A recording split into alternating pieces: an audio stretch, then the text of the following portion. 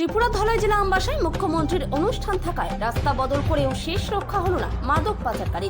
2.5 কোটি টাকার মাদক ও লরিকে আটক করতে সক্ষম হলো অসমের করিমগঞ্জ পুলিশ। পলাতক লরি চালক পশ্চিম ত্রিপুরা জেলা লেম্বুছড়া থেকে 2.5 কোটি টাকার মাদক বহন করে মোহনপুর খোয়াই জেলা বাইজলবাড়ি নাকা পয়েন্ট নির্দ্বিধায় অতিক্রম করে কল্যাণপুর তেলিয়ামুড়া ও ধলাই জেলা আমবাসা হয়ে উত্তর জেলা চোরাইবাড়ি চেকিং পার করে চলে গেল মাদক বোঝাই ট্রাক গাড়ি। জনগণের মতে নেশা পাচারকারীরা কি এখন পুলিশের বন্ধু হয়ে গেল? তা না হলে এটা কি করে সম্ভব? ঘটনার তদন্তে ত্রিপুরায় নেশা চক্রের এক বড়সড় চক্রান্ত প্রকাশ্যে চলে এসেছে। পুলিশকে ম্যানেজ করেই চলছে অবৈধ নেশা পাচারের রমরমা অভিমত ক্ষুব্ধ জনগণের। অবৈধ গাঁজা পাচারের জন্য যে ট্রাক গাড়ি ব্যবহার করা হয়েছে তার মালিক পশ্চিম ত্রিপুরা জেলার লেম্বুছড়া নিবাসী বলে জানা গেছে।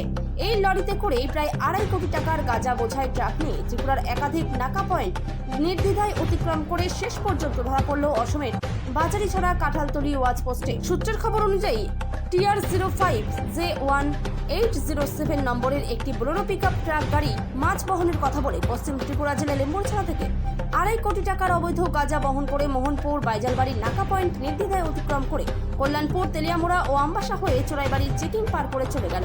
কিন্তু পুলিশ চোখ বন্ধ করে থাকলেও জনমনে ব্যাপক প্রশ্নের উদ্রেক হয়েছে।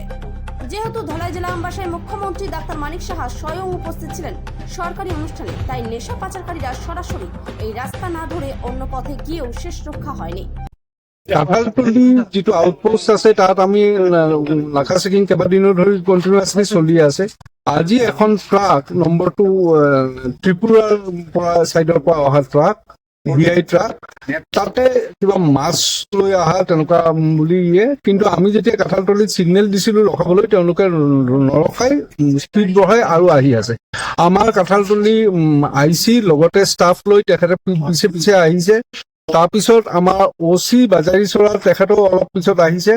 আহি খেদি মেইনলি আমাৰ কাঁঠালতলি IC তেখেতে খেদি আহি কবিৰ আহমেদ বৰভূঞা তেখেতে খুব ভাল কাম কৰিছে। খেদি আহোঁতে আমি যিটো পাথাৰকান্দি পুলিচ ষ্টেচন, পাথাৰকান্দি আৰক্ষী থানা, তাৰে সোণাখিৰা ৰেলৱে গেটৰ ওচৰত তাতে আহি গাড়ীটো হঠাৎকে ৰখাই ষ্টিয়াৰিংটো লক কৰি ড্ৰাইভাৰ আৰু হেণ্ডিমেন তেওঁলোক পলাই গ'ল। আৰু আমাৰ গাড়ীটো আমাৰ পিছে পিছে আহি থকা অলপ টাইম লাগিছে। আহি পাই দেখে ড্ৰাইভাৰ হেণ্ডিমেন অলৰেডি পলাই গ'ল। কিন্তু ট্ৰাকটো আমি জব্দ কৰিলো আৰু তাৰ ভিতৰত আমি পাইছো ওজন পৰিমাণৰ গাঞ্জা আমি পাইছো। আমি ছাছপেক্ট কৰি আছো এয়া মণিপুৰী গাঁজা বুলি কয়। এতিয়া FSL ৰিপৰ্ট আহিলে আমি 100% কনফাৰ্মড হ'ম। ইয়াতে আমি যিখিনি পাইছো, ইয়াত যিখিনি ওজন আমি দেখি আছো 500 কেজিৰো বেছি হ'ব, 500 কেজিৰো বেছি হ'ব। আৰু আমি জনামতে বজাৰৰ যিটো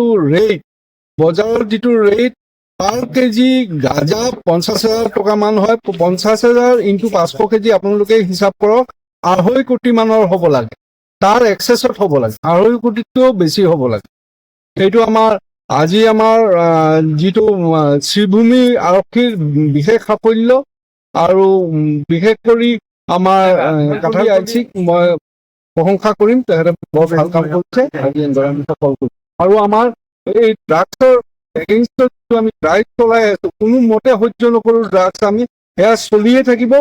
যিমান যি এনেকুৱা আমি পাম আমি ধৰিম, জব্দ কৰিম আৰু উপযুক্ত শাস্তি যিসকলে এনেকুৱা গঢ়িত কাৰ্য কৰে তেওঁলোকক উপযুক্ত শাস্তি দিহাৰ আমি ব্যৱস্থা কৰিম।